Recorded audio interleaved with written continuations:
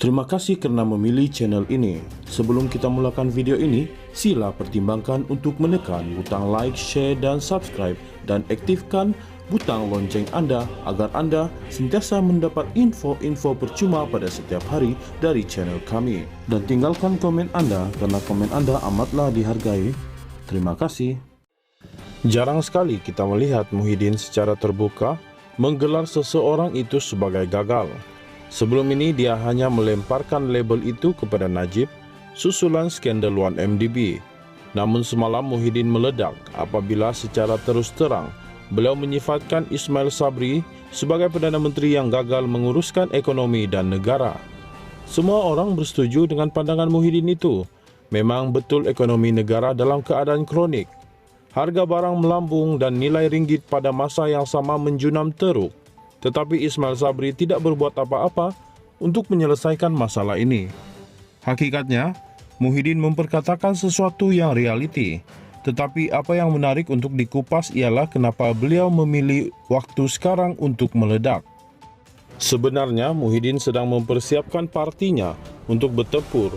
Beliau mahu memberikan mood perang kepada partinya. Ini kerana beliau tahu bahawa kluster mahkamah yang mengawal UMNO sedang menekan Ismail Sabri untuk membubarkan parlimen. Beliau juga tahu Ismail Sabri tidak akan mampu bertahan lama dengan tekanan tersebut. Artinya, pilihan raya umum sudah terlalu dekat.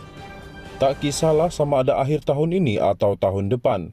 Jadi suka tak suka beliau perlu berdepan dengan Ismail Sabri dan UMNO dalam pilihan raya umum sebagai lawan.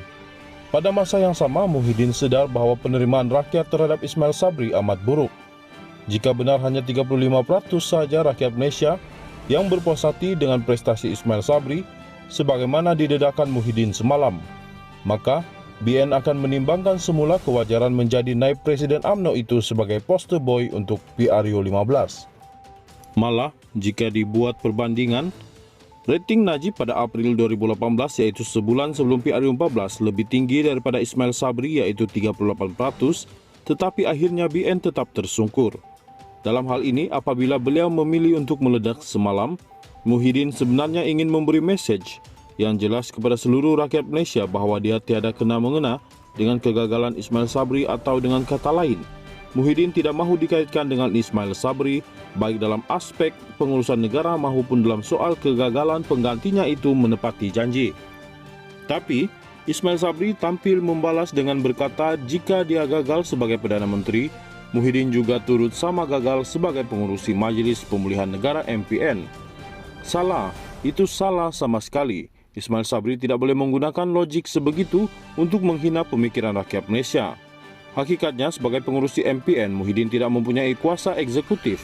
MPN hanya membuat cadangan kepada jemaah menteri yang dipengurusikan Ismail Sabri dan sebagaimana ditegaskan Muhyiddin semalam, Ismail Sabri tidak ambil peduli pun kepada banyak cadangan yang dibuat MPN.